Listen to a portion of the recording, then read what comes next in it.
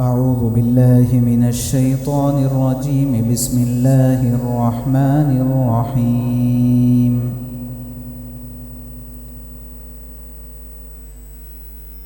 وإذا قيل لهم آمنوا كما آمن الناس قالوا أنؤمن كما آمن السفهاء ألا إنهم هم السفهاء ولكن لا يعلمون.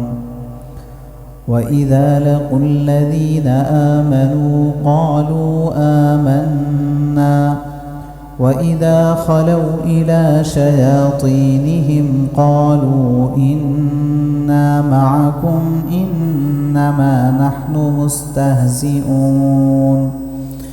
الله يستهزئ بهم ويمدهم في طغيانهم يعمهون. أولئك الذين اشتروا الضلالة بالهدى فما ربحت تجارتهم وما كانوا مهتدين. صدق الله العظيم. وَإِذَا قِيلَ لَهُمْ آمِنُوا، اور جب ان سے کہا جاتا کہ تم بھی ایمان لاؤ، کما آمن الناس، اسی طرح ایمان لاؤ جیسے دوسرے لوگ ایمان لائے ہیں، قالوا، تو وہ کہتے، انؤمن کما آمن السفہاء، کیا ہم بھی اسی طرح ایمان لے آئیں جیسے بے وقوف لوگ ایمان لائے ہیں۔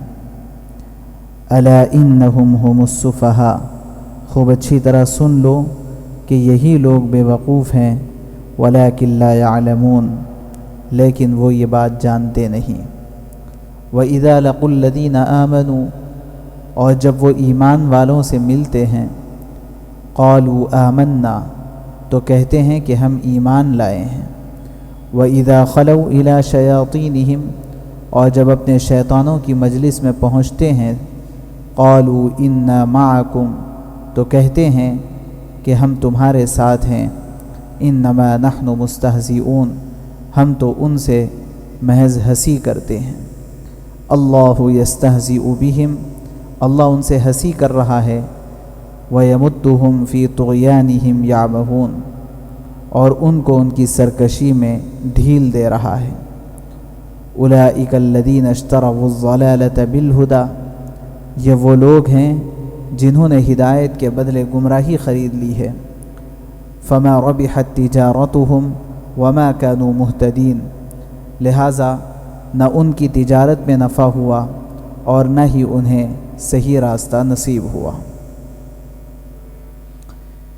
یہ سورہ بقرہ کی آیت نمبر 13 سے آیت نمبر 16 تک کی تلاوت اور اس کا ترجمہ ہوا ہے۔ ان آیات میں اللہ تبارک و تعالیٰ نے منافقین کا ذکر کیا ہے، بلکہ پیچھے سے منافقین کا تذکرہ چل رہا ہے، اور ان آیات میں بھی اسی کا سلسلہ جاری ہے۔ سب سے پہلی آیت جس میں اللہ نے فرمایا وَإِذَا قِيلَ لَهُمْ آمِنُوا كَمَا آمَنَ النَّاسِ، تم ایسے ایمان لاؤ جیسے لوگوں نے ایمان لایا۔ تمام مفسرین کا اتفاق ہے اس بات پر کہ یہاں لوگوں سے مراد صحابہ رضی اللہ عنہم ہے، کہ ایمان وہ معتبر ہوگا جو صحابہ کا ایمان ہے۔ اگر کوئی شخص اپنی طرف سے ایمان کو ڈیفائن کرنے لگے اور یہ کہے کہ میں ایمان لایا، اور پھر وہ ایمان کی تعریف اور ایمان کا ڈیفینیشن اپنے طور پر بیان کرے، تو شریعت میں وہ ڈیفینیشن اس کا معتبر نہیں ہے، بلکہ جو رسول اللہ صلی اللہ علیہ وسلم اور صحابہ کا ایمان تھا وہ ایمان معتبر ہے۔ یہاں ایک نقطہ مفسرین نے بیان کیا ہے اور بڑا زبردست نقطہ ہے، وہ یہ ہے کہ حقیقت میں انسان وہی ہے، ناس اصل میں انسان سے بنا ہے۔ اگر ایک ہو، واحد ہو، تو اس کو انسان کہتے ہیں، اور اس کو کہتے ہیں جمع من غیر لفظی۔ عربی کے قاعدے کے مطابق اس کو جمع من غیر لفظ ہی کہتے ہیں۔ بعض جمع تو وہ آتے ہیں، پرولل وہ ہوتے ہیں کہ جو انہی روٹ ورڈز کے ساتھ بنتا ہے اور اسی طرح سے اسی لفظ سے ہوتا ہے، جیسے رجل ہے آدمی کے معنی میں، اس کی جمع آئی ہے رجال، لیکن انسان اس کی جمع ہے ناس، اسی لیے ترجمہ کیا جاتا ہے ناس کا لوگ، بہت سارے لوگ ہوں تو ناس، یا ایھا الناس، اے لوگو، قرآن پاک نے بارہا یہ لفظ استعمال کیا ہے۔ تو یہ ناس انسان کی جمع ہے۔ یہاں کہا گیا ہے کہ ایمان ایسے لاؤ جیسے لوگ ایمان لائیں، انسان ایمان لائے۔ یہاں ایک بہت دقیق نقطہ ہے جس کو بعض مفسرین نے بیان کیا ہے، وہ یہ ہے کہ حقیقت میں انسان وہی ہو سکتا ہے جو مومن ہو، جو مومن نہیں وہ حقیقت میں انسان نہیں بن سکتا۔ جو آج کل ایک بہت بڑا ہیومن ہونے کا ایک ہوا کھڑا کیا جا رہا ہے، اور لوگ اپنی کوئی مذہبی آئیڈینٹیٹی کو چھپانے کی کوششوں میں لگے ہوئے ہیں، اور بہت سارے ماڈرن قسم کے نوجوان ساتھی ہمارے، جب ان سے کہا جاتا ہے اور پوچھا جاتا ہے کہ آپ کیا ہیں، تو وہ بڑے پراؤڈ فیل کرتے ہوئے کہتے ہیں کہ میں ایک ہیومن ہوں، ہیومنسٹ ہوں، اس طرح سے کہتے ہیں۔ ان کو اس بات میں شرم محسوس ہوتی ہے کہ وہ یہ کہیں کہ میں ایک مسلمان ہوں۔ وجہ یہ ہے کہ دراصل اسلام کی جو صحیح تعلیمات ہے وہ تعلیمات ان تک پہنچی نہیں ہے، یا پہنچی ہے انہوں نے اس پر اطمینان نہیں کیا، اس کو صحیح طریقے سے انہوں نے سمجھا نہیں، جس کے نتیجے میں وہ یہ کہتے ہیں کہ میں ایک ہیومن ہوں، ایک انسان ہوں، اور انسانیت ہی کو میں پروموٹ کرتا ہوں، اور اسی سیکٹر سے بیلونگ کرتا ہوں، اور اسی کو اپنی آئیڈینٹی بناتا ہوں۔ یہاں ایک غور کرنے کی بات یہ ہے کہ جو بھی یہ کہتے ہیں اور جو تھنکنگ یہ پائی جا رہی ہے، اگر ہم تھوڑا سا غور کریں گے تو ہمیں اندازہ ہوگا کہ جب ہم یہ پوچھیں گے کہ آپ کو یہ انسانیت کس نے سکھائی ہے، آپ کا سورس کیا ہے، کہ آپ انسان تو ہے لیکن انسانیت آپ نے کہاں سے سیکھی، تو اب ان کے پاس کوئی جواب نہیں سوائے اس کے کہ معاشرے سے سیکھی، سماج سے سیکھی۔ انسان ہے اس لیے ان بلٹ ہمارے اندر انسانیت ہے، اس طرح کے ادھر جوابوں کے علاوہ کوئی جواب نہیں ہے۔ کیونکہ اگر انسانیت سماج سے سیکھی ہے تو سماج کے اندر بہت سارے ایسے حالات پائے جاتے ہیں جو انسانیت کے بہت سخت خلاف ہیں۔ ابھی پتہ نہیں ایک مہینے میں 12-15 قتل کے کیسز ہمارے حیدرآباد میں ہو گئے، اور انسانوں کے شہر میں ہو گئے، اور ایک مشہور ترین شہر میں ہوئے۔ تو سماج سے انسانیت سیکھی جاتی ہے، یہ بات صحیح نہیں ہو سکتی۔ سماج میں دھوکہ بہت عام ہے، سماج کے اندر جھوٹ بہت عام ہے، اور سماج کے اندر جو ہے بہت ساری برائیاں عام ہیں، اور ایسی برائیاں جس سے دوسروں کو تکلیف ہوتی ہے، ایسی بہت ساری برائیاں عام ہیں۔ تو اگر سماج سے انسانیت سیکھی جاتی ہے تو یہ ساری برائیاں در آئے گی۔ تو یہ بات بالکل بھی درست نہیں ہے، اور اس کے اندر کسی بھی طرح کا کوئی دم نہیں ہے کہ ہم نے سوسائٹی سے ان ساری چیزوں کو ایڈاپٹ کیا ہے، اس وجہ سے ہم ہیومن ہیں، نہیں ہو سکتا۔ رسول اللہ صلی اللہ علیہ وسلم اور تمام انبیاء علیہم السلام دنیا میں تشریف لائے ہیں بندوں کو فرشتے بنانے کے لیے نہیں۔ کوئی بھی نبی اس مقصد کے لیے زمین پر نہیں آیا کہ ان کا مقصد یہ ہو کہ اپنے امتیوں کو وہ فرشتے بنا دیں، بلکہ ہر نبی کے دنیا میں آنے کا مقصد صرف اور صرف یہ تھا کہ وہ انسان کو انسان بنا دے، انسان کو انسان بنا دے۔ اور انسانیت کبھی بھی ہو، ایک انسان سیکھ سکتا ہے اس کے قابل اعتبار سورس کے ذریعے سے، اور وہ قابل اعتبار سورس قرآن اور حدیث ہے، کیونکہ انسان کو پیدا کرنے والے اللہ ہیں۔ اللہ تبارک و تعالیٰ نے جو تعلیم دی ہے اسی تعلیم کے ذریعے سے انسانیت حاصل ہو سکتی ہے۔ جتنی اچھی اچھی صفات ہے، آپ ان تمام صفات کی ایک لسٹ بنائیے، اور وہ پوری لسٹ بنا کر کے پھر ایک دوسرا کالم ہم بنائیں کہ یہ صفات ہم کو کون سے مذہب میں ملتی ہے، ان صفات سے متعلق تعلیم۔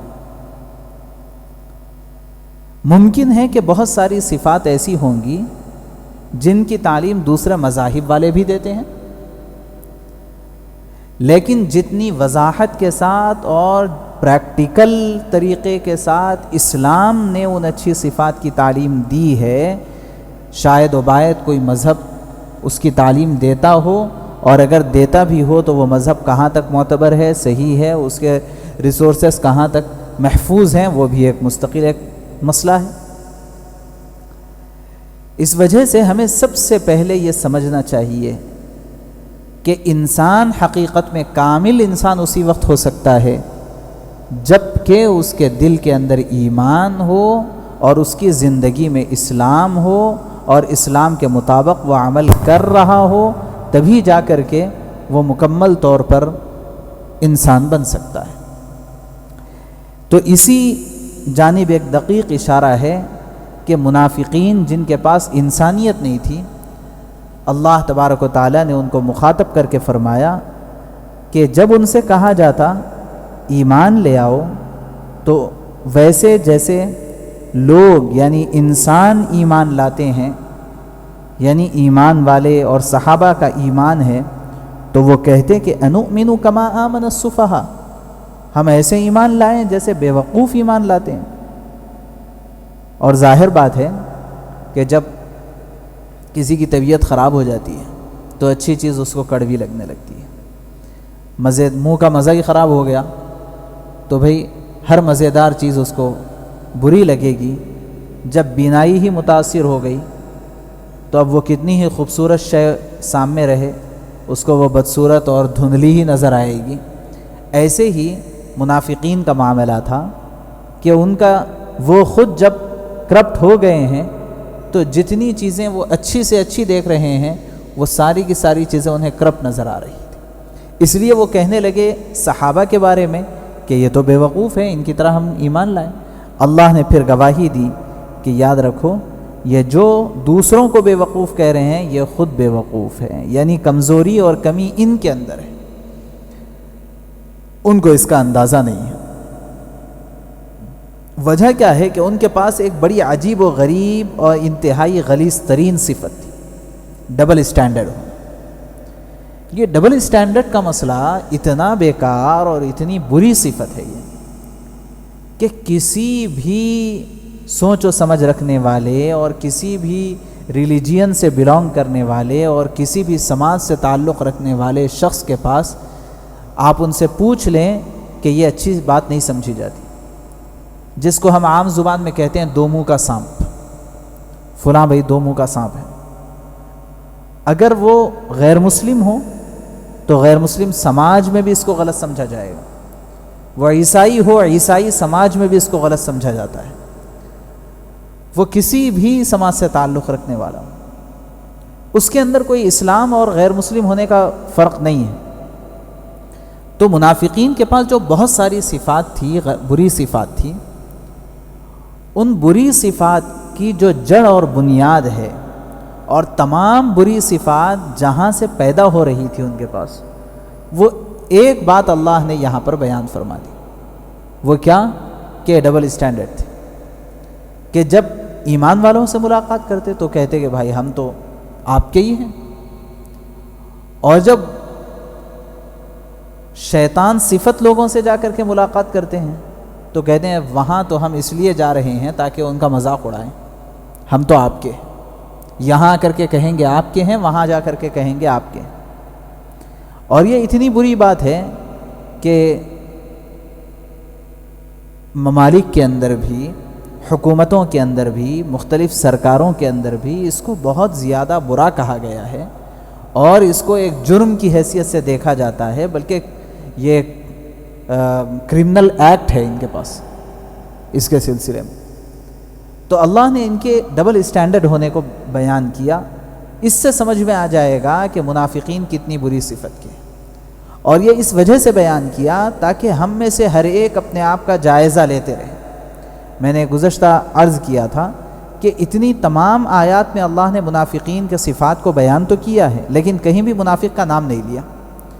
وجہ یہ ہے کہ اگر منافق کا نام لے لیتے تو اس صورت میں ہمارے ذہن میں ایک ریزرویشن ہو جاتا کہ میرے لیے نہیں، فلاں کے لیے کہا جا رہا ہے۔ اس ریزرویشن سے بچانے کے لیے اللہ نے منافقین کے نام لیے بغیر کہا کہ یہ صفات والے ہیں، تاکہ ہر کوئی اپنے آپ کو پرکھے، جانچے اور اپنا امتحان لے،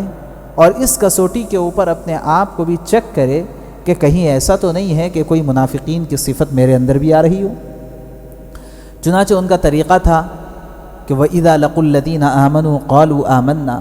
جب ایمان والوں سے ملاقات کرتے تو کہتے ہم ایمان لائے۔ وَإِذَا خَلَوْا إِلَىٰ شَيَاطِينِهِمْ، اور جب اپنے شیطانوں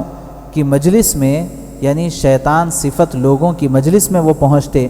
تو کہتے اِنَّا مَعَكُمْ، ہم تو آپ کے ساتھ ہیں، اِنَّمَا نَحْنُ مُسْتَهْزِئُونَ، ان کے پاس تو بس ہنسی اڑانے اور مذاق اڑانے کے لیے جا رہے ہیں۔ اس کے جواب میں اللہ فرماتے ہیں اللہ یستہزئ بہم، یہاں پر ایک سوال پیدا ہوتا ہے، ترجمہ ہے اللہ ان سے ہنسی کر رہا ہے۔ یہ سوال پیدا ہوتا ہے کہ بھئی کسی کا مذاق اڑانا یہ تو اچھی بات نہیں ہے، عیب کی چیز ہے۔ یہاں پر اللہ کی جانب اس کی نسبت کی گئی ہے کہ اللہ ان سے ہنسی کر رہا ہے، تو یہ تو اللہ کے لیے بظاہر کوئی شایع نشان بات تو محسوس نہیں ہوتی۔ دراصل یہاں یہ سمجھنا چاہیے کہ عربی فصاحت و بلاغت کا ایک طریقہ ہے، یہ ایک اسلوب ہے، یوں سمجھیے کہ ایک ایکسنٹ ہے۔ کیا وَجَزَاءُ سَيِّئَةٍ سَيِّئَةٌ مِثْلُهَا، کہ برائی کا بدلہ برائی سے، یہ عربی زبان کا ایک طریقہ ہے۔ اس کا مطلب یہ نہیں ہے کہ اللہ تبارک و تعالیٰ ان کا مذاق اڑا رہے ہیں، بلکہ یہ جو طریقہ سامنے والا اپنا رہا ہے اس کا بدلہ دیا جائے گا، اس بات کو سمجھانے کے لیے یہ ایک طریقہ عربی زبان میں استعمال ہوتا ہے۔ تو اس لیے اس طریقے کو استعمال کرتے ہوئے فرمایا گیا اللہ یستہزئ بہم، یعنی وہ جو عمل کر رہے ہیں دوسروں کے مذاق اڑانے کا، اس سے ان کا خود مذاق اڑ جائے گا۔ ایسا نہیں ہے کہ اللہ ان کا مذاق اڑا رہے ہیں، بلکہ وہ جو یہ عمل کر رہے ہیں اس عمل کے ذریعے سے وہ سمجھ رہے ہیں کہ وہ مسلمانوں کے ساتھ مذاق کر رہے ہیں، لیکن ہم کو بہت سی مرتبہ اندازہ ہوتا ہے کہ جس کو ہم اپنی عام زبان میں کہتے ہیں کہ چاند پر تھوکنے والے کا تھوک اس کے منہ پہ گر جائے گا پلٹ کر کے۔ ایک آدمی بہت بڑے مقام و مرتبے پر فائز ہے، اگر کوئی شخص اس بڑے مقام و مرتبے پر فائز شخص کا مذاق اڑا رہا ہے تو اس کے نتیجے میں ہوگا کیا؟ لوگ کہیں گے کہ یہ آدمی خود غیر معتبر ہے، اس کے بعد کی اہمیت ختم ہو جائے گی، اس کی ویلیو گر جائے گی۔ یہی صورتحال تھی کہ حضرت رسول اللہ صلی اللہ علیہ وسلم اور صحابہ کی جماعت دن بدن ایسے ترقی کر رہی تھی کہ ڈھیر سارے لوگ، لاکھوں اور ہزاروں لوگ بہت تیزی کے ساتھ ایمان میں داخل ہو رہے ہیں، اور بہت تیزی کے ساتھ لوگ رسول اللہ صلی اللہ علیہ وسلم کو مان رہے ہیں۔ مختلف ممالک کے بادشاہوں کی جانب سے وفود آ رہے ہیں، اگرچہ کہ بعض ممالک نے نہیں مانا لیکن اس کے باوجود بھی بہت سو نے مان لیا۔ اور یہ سارا جو ماحول دیکھنے میں آ رہا تھا، اس ماحول کے اندر رہتے ہوئے جب یہ آپ صلی اللہ علیہ وسلم اور صحابہ کے سلسلے میں کچھ کہتے تو یہ خود ڈی ویلیو ہوتے جا رہے تھے، تو دوسروں کا مذاق اڑا رہے تھے اور خود کا مذاق اڑتا جا رہا تھا۔ اسی کو سمجھانے کے لیے اللہ نے فرمایا ہے کہ یہ مذاق تو اڑا رہے ہیں لیکن خود ان کا استہزاء ہو رہا ہے۔ وَيَمُدُّهُمْ فِي طُغْيَانِهِمْ يَعْمَهُونَ، اور ان کی سرکشی میں اللہ تعالیٰ انہیں ڈھیل دے رہا ہے، وہ اس میں بھٹکتے پھر رہے ہیں، فوری ان کی پکڑ نہیں، ڈھیل دے رہے ہیں اللہ۔ آگے فرماتے ہیں اولئک الذین اشتروا الضلالۃ بالہدی، یہ وہ لوگ ہیں جنہوں نے ہدایت کے بدلے میں گمراہی خرید لی۔ وہاں پر سب موجود تھا، ہدایت کے سارے راستے ہموار اور گمراہی میں یہ مبتلا، کفر بھی ہے ایمان بھی ہے۔ جب یہ دونوں کی دونوں چیزیں اویلیبل ہے تو اب ہمارا اختیار ہے کہ ہم کفر دے کر کے ایمان لے لیں یا ایمان دے کر کے کفر لے لیں۔ دونوں چیزیں اویلیبل ہیں کہ کفر ان کے پاس ہے، ایمان صحابہ کے پاس ہے۔ اگر کوئی شخص اپنا کفر چھوڑ کر کے ایمان لے لیتا ہے، ایمان حاصل کر لیتا ہے، تو گویا کہ اس نے بہت بیکار چیز کے بدلے میں بہت فائدے کی چیز خرید لی اور اس کی تجارت بہت نفع کی ہو گئی۔ اور اگر کوئی شخص ایسے ماحول میں ایمان چھوڑ کر کے کفر کو حاصل کر لیتا ہے تو اس نے ایک بہت قیمتی چیز کے بدلے میں ایک بہت ردی اور بیکار چیز کو خرید لیا، لہٰذا یہ تجارت بہت نقصان کی تجارت ہے۔ تو اس کو تجارت سے تشبیہ دیتے ہوئے اللہ نے سمجھانے کے لیے فرمایا یہ وہ لوگ ہیں جنہوں نے ہدایت کے بدلے میں گمراہی خرید لی، یعنی ہدایت ان کے پاس اویلیبل تھی، موقع تھا ہدایت حاصل کرنے کا، اس کے بدلے میں یہ گمراہ ہو گئے، ہدایت تو حاصل نہیں کی۔ تو فرمایا فما ربحت تجارتہم، لہٰذا ان کی تجارت میں نہ ان کی تجارت میں نفع ہوا، وما کانوا مہتدین، اور نہ ہی انہیں صحیح راستہ نصیب ہوا۔ اس لیے ان آیات کی روشنی میں ہمیں اس بات کا لحاظ رکھنا چاہیے کہ کہیں کوئی صفت ہمارے اندر ایسی تو نہیں جو صفت منافقین کے اندر پائی جاتی تھی، اور منافقین کی صفات میں سے سب سے زیادہ میجر جو صفت ان کی تھی، بنیادی جو صفت تھی، وہ ان کا ڈبل اسٹینڈرڈ ہونا ہے اور اس طرح کے کا مزاج ان کا رکھنا ہے۔ اللہ تبارک و تعالیٰ سے دعا ہے اللہ ہم سب کی کفر و شرک سے بھی اور نفاق سے بھی اللہ ہم سب کی حفاظت فرمائے۔ سبحان اللہ و بحمدہ، سبحانک اللہم و بحمدک، نشہد ان لا الہ الا انت، نستغفرک۔